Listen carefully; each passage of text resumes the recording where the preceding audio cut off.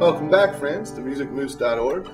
I'm Billy Gilmore, and here is another lesson in the series of the fundamentals of guitar.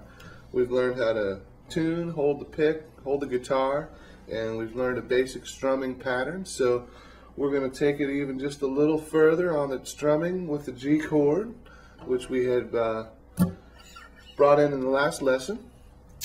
And we'll start with the G because it's such a comfortable place to work from.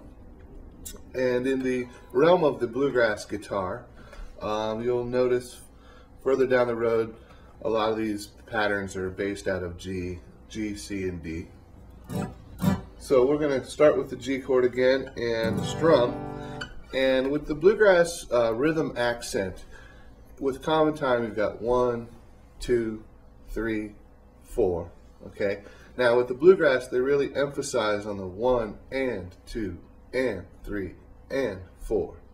So we covered the basic down strum and a little of the up strum in the last lesson. So incorporating that little bit more syncopated rhythm into the bluegrass style with a 1 and, we're going to make the 1 just picking the G note of the G chord, which is your 6th string right on the 3rd fret there, and we'll make that 1 and. Okay, so if we were to go 1 and 2 and 3 and 4, 1, 2 and 3 and 4. Okay, you can really get a feel for that offbeat, the and. Now that might have been a little quick, so I can slow that down just a little bit with the 1 and 2.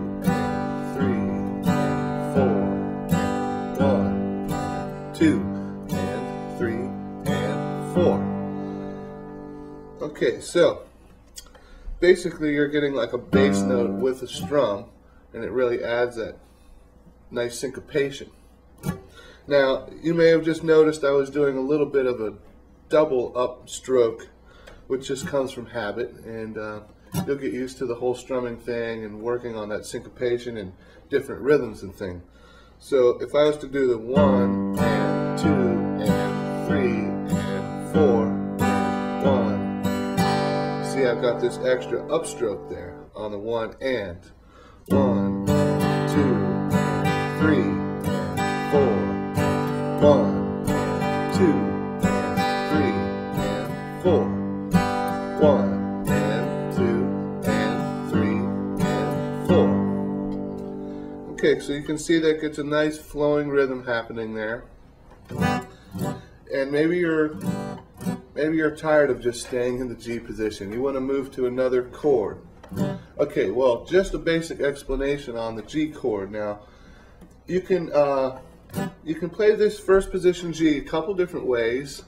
There's really 3 different ways to voice this chord, and not wanting to make it too confusing for you right off the bat, but you can see my left hand, when I'm holding a G chord here, I'm using my ring finger on the G note here, the 6th string on the 3rd fret. Now, some people may want to start out playing their G chord with their middle finger on the 6th string on the 3rd fret.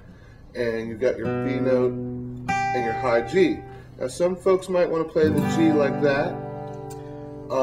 You can add an extra D note if you put your ring finger on the D note, the 2nd string on the 3rd fret, and with that high G right next to it, then you're getting an extra D note, so you actually have 2 D notes in this G chord now. It kind of gives it a little more of a fuller sound.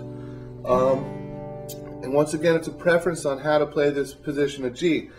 I had just explained I like to use my ring finger, and I usually don't add the extra G. Sometimes I alternate, and you'll find down the road playing with people you'll like to change up your chord positions and note preferences, things like that. But the reason I play my G chord with the ring finger like this is when I moved right to the C chord, okay? When I go G over to the C, you'll see my ring finger goes right to the 5th string on the 3rd fret, so it's right next to that G, And the position, the shape is almost the same, except you don't have your pinky down here. You got your index finger up here on the C note.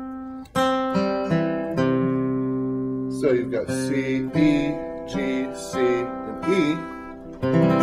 Okay, so if I was to go from C to G, G to C, you can see how comfortable and how quick that changes.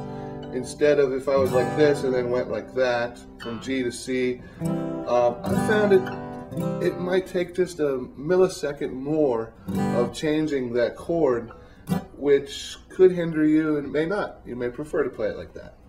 But, so let me start this basic rhythm from G to C. We'll go 1 and 2 and 3 and 4 and C and 2 and 3 and 4 and G and 2 and 3 and 4 and C and 2 and 3 and 4 and G. And just like with the G note or the G chord, when I go to the C, I'm still playing that 1 and 2 and 3 to get that alternating type of bass with the strum, bass note I should say. So, we've got G and C, and that should get us ready to move on towards the next lesson, friends. Thank you for joining us once again here at musicmoose.org.